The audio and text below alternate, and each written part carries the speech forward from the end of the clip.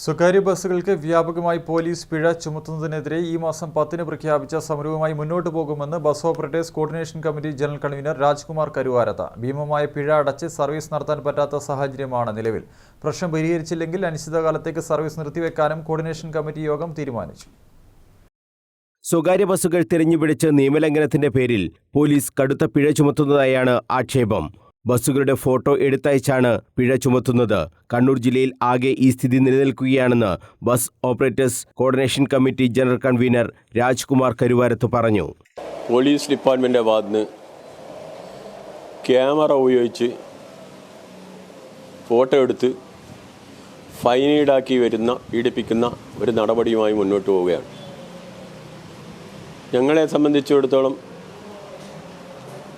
ഇത്തരത്തിലുള്ള അനാവശ്യമായി ഫോട്ടോ എടുത്ത് സ്വകാര്യ ബസ്സുകൾക്ക് അമിതമായ ചാർജ് ഈടാക്കുന്ന നടപടിക്കെതിരെ ബന്ധപ്പെട്ട ഉദ്യോഗസ്ഥന്മാരെ സമീപിക്കുവാൻ തുടങ്ങിയിട്ട് മാസങ്ങളേറെ ആയെങ്കിലും യാതൊരു വിധത്തിലുള്ള അനുകൂല നടപടിയും അവരുടെ ഭാഗത്തുനിന്നുണ്ടായില്ല.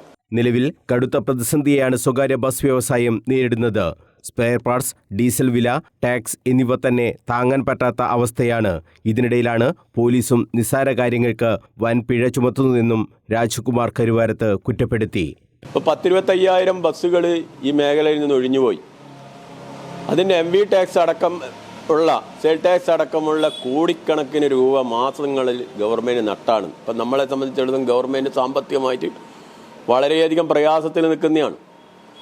പക്ഷെ അബ്കാരി കഴിഞ്ഞു കഴിഞ്ഞാൽ ഏറ്റവും കൂടുതൽ ഗവൺമെൻറ്റിന് റവന്യൂ വരുമാനം കിട്ടുന്ന മേഖല, സർക്കാരിന് ഒരു ബാധ്യതയുമില്ലാത്ത മേഖല തളർന്ന് തരിപ്പണമാവുമ്പോൾ സംരക്ഷിക്കേണ്ട ഗവൺമെൻറ് അതിനൊരു നിസ്സംഗ മനോഭാവം മാത്രമല്ല, ഇതിന് പല നിയമങ്ങളും ഇങ്ങനെ ഏതെല്ലാം രീതിയിൽ ഇതിനെ ദ്രോഹിക്കുക എന്നുള്ള സ്ഥിതിയുമായി മുന്നോട്ട് പോവുകയാണ്. ഈ മാസം 10-ന് കണ്ണൂർ ജില്ലയിൽ സ്വകാര്യ ബസ്സുകൾ സർവീസ് നടത്തില്ല. സൂചനാ സമരത്തിൽ തീരുമാനം ആകുന്നില്ലെങ്കിൽ അനിശ്ചിതകാല സമരം നടത്താനും കോർഡിനേഷൻ കമ്മിറ്റി യോഗം തീരുമാനിച്ചു. ഡിസംബർ 18 മുതലാണ് അനിശ്ചിതകാല സമരം നടത്താൻ തീരുമാനം. ബസ് ഉടമസ്ഥ സംഘം, കോർഡിനേഷൻ കമ്മിറ്റി, തൊഴിലാളി സംഘടനകൾ എന്നിവ സംയുക്ത യോഗം ചേർന്ന് സമര പരിപാടികൾ ആവിഷ്കരിച്ചു. Rajkumar Karuvarath, K Gangadharan, PK Pavithran, K Vijayan, TM Sudhakaran, VV Purushothaman, K Prakashan, KV Sreejith, VV Saseendran, P Prasad, Mahendran, Alikunhi Panniyur, PV Padmanabhan, PP Mohanan തുടങ്ങിയവർ സംസാരിച്ചു. News bureau, Kannur.